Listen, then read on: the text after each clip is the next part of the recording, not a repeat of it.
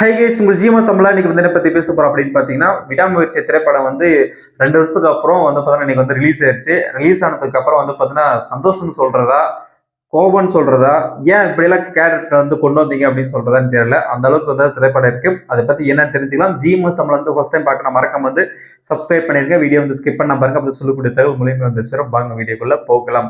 திரைப்படம் பொறுத்த வரைக்கும் வந்து பார்த்தா கதை சுருக்கம் என்னன்னா, ஒரே லைன் தான் சொல்ல வரணும். என்னன்னா, அவங்க வீட்டுல இருந்து மாமியார் வீட்டுக்கு வந்து டிராப் பண்ணணும். டிராப் பண்ற இடத்துல வந்து பார்த்தா இடைப்பட்ட இடத்துல வந்து என்னென்ன பிரச்சனை சந்திக்கிறாங்க அப்படின்றதுதான் திரைப்படத்தோட ஒட்டுமொத்தோட கதை.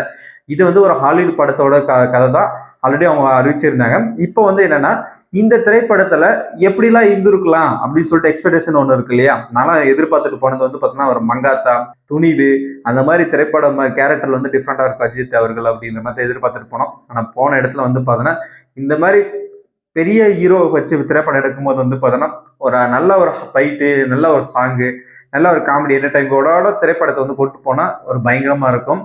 திரைப்படத்தை பொறுத்த வரைக்கும் என்னன்னா, பட்ஜெட் வந்து பாத்தீங்கன்னா 230 கோடியிலிருந்து 350 கோடி பட்ஜெட் எடுத்திருக்குன்னு சொல்றாங்க. ஆனா வந்து ஒரு லைன் கதை தான் அது. ஒரே டிராவல் கதை தான். அந்த இடத்துல வந்து அந்த அளவுக்கு செட் எல்லாம் போட்டு எடுக்க வேண்டியது அவசியமே கிடையாது. ஒரு ஒரு வில்லேஜ் காட்டுல போய் படம் இருக்கிற மாதிரி தான் எடுத்துக்கிறாங்க. அந்த இடத்துல வந்து பார்த்தோன்னா ஒரு பாலைவனத்தில் இருக்கிற மாதிரி தான் இருக்கு. பட் வந்து அதுக்கு வந்து இவ்வளோ செலவு பண்ணாங்களா அப்படின்றது ஒரு கேள்விக்குறியா இருக்கு. ஏன்னா வந்து இது வந்து படத்தோட சம்பளமே அவ்வளோ போயிடும். ஆனால் படம் வந்து இது எப்படி வச்சு எடுக்கிறது அப்படின்ற மாதிரி தான் நீங்க யோசிப்பீங்க. இதுல வந்து ஒரே ஒரு சாங் மட்டும் தான் வந்து ஃபர்ஸ்ட் ஆஃப்ல வந்து நல்லா இருக்கு. அதுக்கப்புறம் சாங்கே இல்லை, பிஜிஎம்மும் இல்லை, ஒன்றும் இல்லை, ஒன்றுனா போயிட்டு இருக்கு. இதுல திரைப்படத்துல பொறுத்த வரைக்கும் வந்து பார்த்தோன்னா அஜித் அவர்கள் வந்து அர்ஜுன் அவங்க நடிச்சிருக்கிறாங்க. அதுக்கப்புறம் கையால வந்து பார்த்தீங்கன்னா த்ரிஷா வந்து நடிச்சு கொடுத்துருக்காங்க. அர்ஜுன் அவங்க நடிச்சிருக்கிறாங்க. ரெஜினா அவங்க நடிச்சிருக்கிறாங்க. சுபாஸ்கர இயக்கத்தில் இந்த திரைப்படம் வந்து பார்த்தீங்கன்னா இவங்களாம் மிகப்பெரிய ஒரு கதாபாத்திரத்தை வந்து கொண்டு வந்திருக்குன்னு தான் சொல்ல வரணும். என்னை பொறுத்த வரைக்கும் வில்லன் கேரக்டர்ல வந்து அர்ஜுன் வந்து அவங்க நடிச்சு கொடுத்துருக்காங்க. ஒரு பயங்கரமா இருந்துச்சு. ஒரு மறைமுகமா ஒரு வில்லன் வந்து வச்சிருக்காங்கன்னு சொன்னாங்க. அந்த வில்லன் வந்து யாருன்னு தெரியாம வந்து பார்த்தோன்னா அந்த ட்விஸ்டா வந்து போயிடுச்சு. அந்த ரெஜினா அவங்க வந்து பார்த்தோன்னா கேரக்டர் வந்து ஒரு பயங்கரமா வந்து நடிச்சாங்கன்னு தான் சொல்லணும். எனக்கு வந்து எது நல்லா பிடிச்சிச்சு. அவங்க கண்மையாகட்டும், அவங்க நடிப்பாகட்டும் நல்லா பிடிச்சிச்சு. அர்ஜுன் அவங்களுக்கு எல்லாம் சொல்ல வேண்டியது இல்லை. நல்லா ஒரு மிகப்பெரிய ஒரு ஹீரோ தான். அவங்க வந்து பார்த்தோன்னா இந்த வில்லன் கேரக்டர் வந்து நடிச்சு கொடுத்தது ஒரு பயங்கரமா இருந்துச்சு. த்ரிஷாவோட கேரக்டர், ஹீரோனி கேரக்டர் வந்து எதுக்கு தான் வச்சாங்கன்னு தெரியல. இந்த ஹீரோனி கேரக்டருக்கும் எதுக்குமே சம்மந்தமே இல்லை. அங்க ஃபர்ஸ்ட் சாங்ல வருது ஒரு திருமணத்துக்காக நடக்குது. அந்த இடத்துல மட்டும்தான் அந்த இடத்துல ஹீரோனி கேரக்டர் வந்து தேவைப்படுது. இது ஃபுல்லுமே வந்து எந்த கதையிலும் அந்த கேரக்டர் வந்து பேசுறதுல ஒன்றும் இல்லை. சைலண்டா இருந்துட்டு சைலண்டா வந்து பார்த்தீங்கன்னா டிராப் பண்ற அளவுக்கு தான் அந்த கேரக்டர் வந்து போகுது. அந்த அளவுக்கு தான் அந்த ஹீரோனி கேரக்டர் இருக்குது.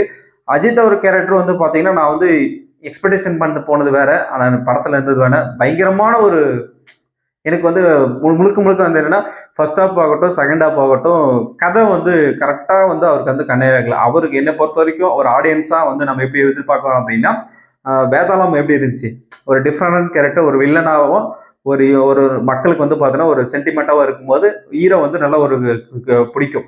இது வந்து ஒரு ஃபேமிலி வந்து கவர் பண்ணணும்னு எடுக்கும்போது அந்த கதை வந்து ஃபேமிலி கதை வந்து எடுக்கணும் அப்படின்னு கேட்டீங்கன்னா விஸ்வாசம் படம் வந்து ஒரு பயங்கரமா இருந்துச்சு. அந்த மாதிரி எடுத்திருக்கலாம். பட் அந்த மாதிரியும் இல்லாம வந்து பார்த்தீங்கன்னா ஒரு டிஃபரெண்ட் ஆங்கிள் வந்து எடுக்கிறோம் அப்படின்னு சொல்லிட்டு திரைப்படத்தை எடுத்து இது வந்து பார்த்தீங்கன்னா முழுக்க முழுக்க வந்து அஜித் அவர்களுக்கு வந்து பார்த்தீங்கன்னா ஒரு மிகப்பெரிய ஒரு ஃபிளாப் ஆகுமா அப்படின்றது ஒரு கேள்விக்குறியா இருக்கு. கண்டிப்பா வந்து திரைப்படம் பொறுத்த வரைக்கும் நம்ம கொடுத்த பட்ஜெட் ஒர்த்தான்னு கேட்டீங்கன்னா பட்ஜெட் வந்து ஒர்த்து இல்லை. என்ன சொல்ல வரேன்னா அதுக்கான பட்ஜெட் வந்து ஒரு 200 டிக்கெட் போறீங்கன்னா 50லேருந்து 100 தான் அதுக்கான செலவு ஒர்த்தா இருக்கும் தவிர மீதி 100 லாஸ் அப்படின்ற மாதிரி தான் சொல்லுவார் இன்னைக்கு. ஏன் நீங்க நிறைய பேருக்கு கொந்தளிப்பீங்களா, நிறைய பேர் கேட்கலாம். ஆனா பட் வந்து நானே ஒரு அஜித் ரசிகர். எனக்கே வந்து இது மாதிரி இருக்கும்போது உங்களுக்கு மற்றவங்களுக்கு வந்து எப்படி வந்து இருக்கும் அப்படின்றது எனக்கு தெரியல.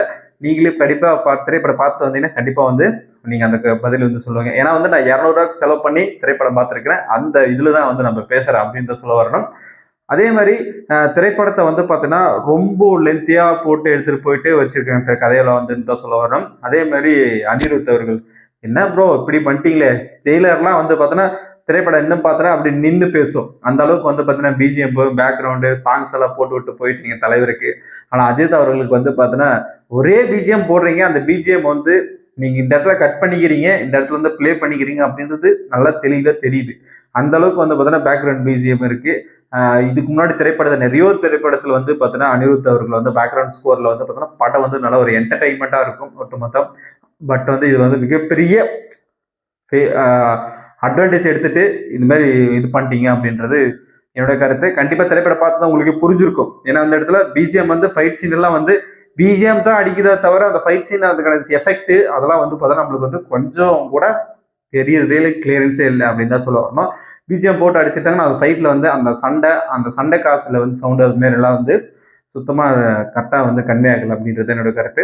இது ஆக மொத்தத்தில் வந்து இந்த ஃபேமிலி ஐடன்ஸ் பார்க்கலாம் அப்படின்னு கேட்டிங்கன்னா கண்டிப்பாக பார்க்கலாம், ஒரு டைம் பார்க்கலாம்.